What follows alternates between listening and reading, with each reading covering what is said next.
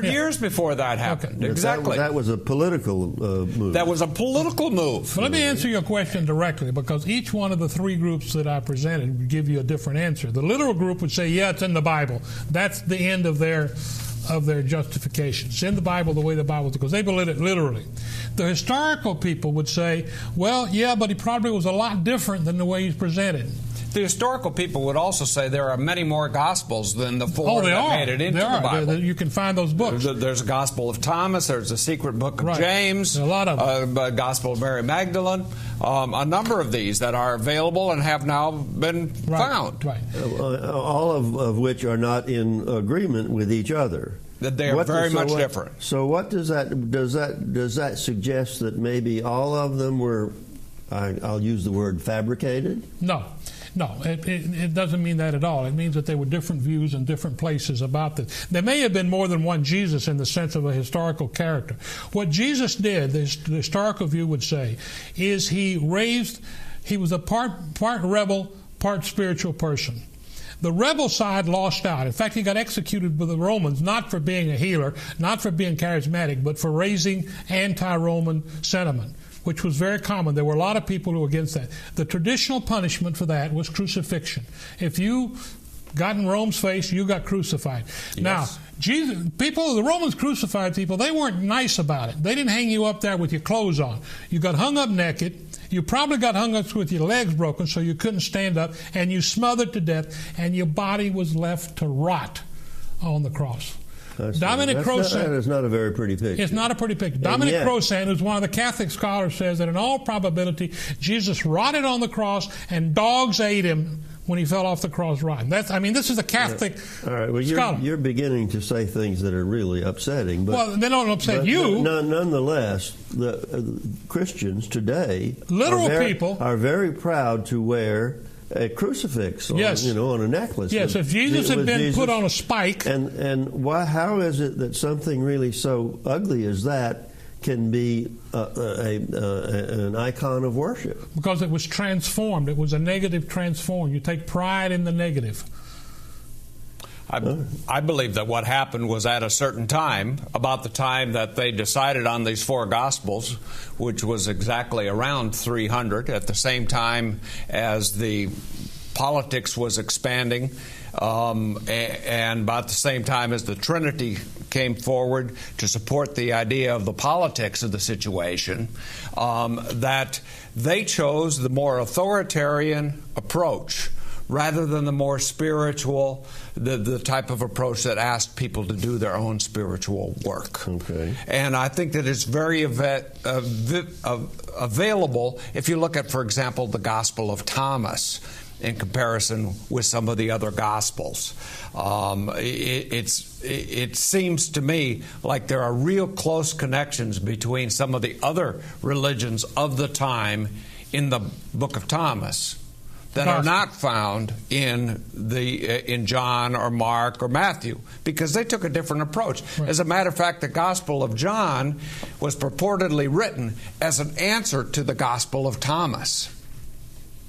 It was that much, it was like there was a consistory meeting and there were different people on different ends of the issue in the consistory, and this was the establishment of Christianity. The established church came out and declared most of these people heretics. Okay, and threw them out. This is 300 years later. I understand. Okay? Now, the most interesting book, there's several books that I recommend. I recommend Albert Schweitzer's book, who gives a history of this. There's a book called The Death of Jesus, which I found one of the most interesting books about the historical approach, written by a man named Joel Carmichael. He postulates that Jesus was a rebel who fought against Rome, got caught, so to speak, in the most biggest scene in the New Testament, which is Jesus going into the temple and running everybody out of the temple. Every Christian that goes to Sunday school knows the story. What they don't realize is that temple was about the size of the Vatican. It wasn't just a church building. It was a bank. It was a central store. They had a cohort of 300 Roman soldiers there. It would not be easy for one person to go in there and his voice or a bunch of whips. He went in there with an armed group. Okay?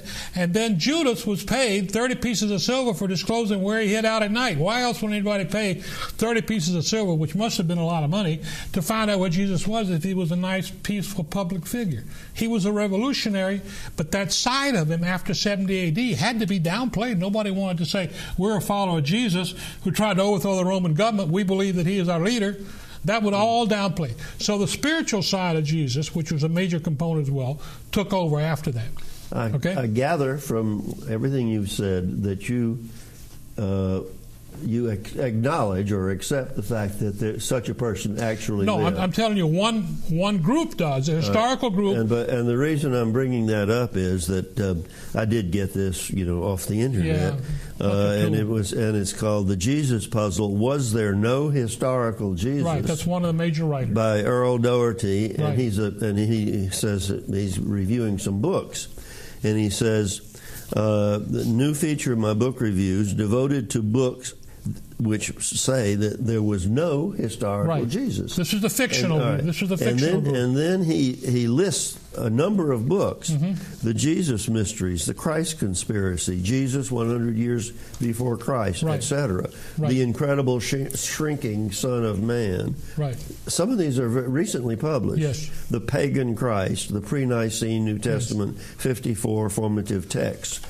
This fictional view. So there is a position taken by some scholars that such a person never even lived. Never. The way they do this, for example, most Swiss people believe that William Tell was a real person. The guy that shot the arrow into the apple on his kid's head was an actual historical. 50% of Swiss people think that's actual history. Yeah. Apparently, it's not.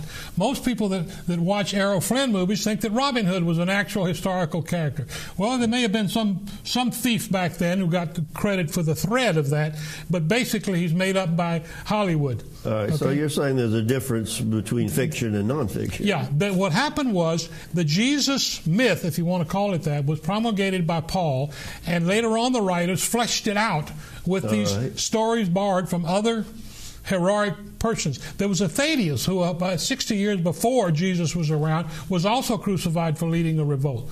The Jews were constantly rebelling against Rome. So they had plenty of people to pick from to make they were crucified most of the time for their politics. I want to read something that is also pertinent. This says, the popular historian Will Durant, whom most people know, himself not a Christian, wrote concerning Christ's historical validity. Quote, the denial of that existence seems never to have occurred even to the bitterest Gentile or Jewish opponents of nascent Christianity. That a few simple men should in one generation have invented so powerful and appealing a personality, so lofty an ethic, and so inspiring a vision of human brotherhood would be a miracle far more incredible than any recorded in the Gospels. With all due respect, I like Will Durant, but I think he's wrong about this. There are plenty of examples of more than just a few men. But it's the second part of that quotation, because Christianity is a potent force today. Yes. And he is saying that anything that powerful, he says it is less of a would be more of a miracle. I don't think that's a valid argument. Well, Jim, how do you respond to that? That it is a very potent. That's true. Philosophy. But there doesn't have to be one man that started it. I can see a number of people being involved in conversations, and there were extensive conversations. I guess my response is basically there were these disciples. And we know about the disciples. We also know that there was one Jewish reference to a man named Jesus, but it was Josephus. But it was a very inconspicuous reference. It wasn't that large of a text or a reference. But the disciples, the work of the disciples, and that they went in so many different directions, and that they had so many different avenues and venues that they followed, suggests to me that Jesus probably did exist, but I believe he was pretty well undercover.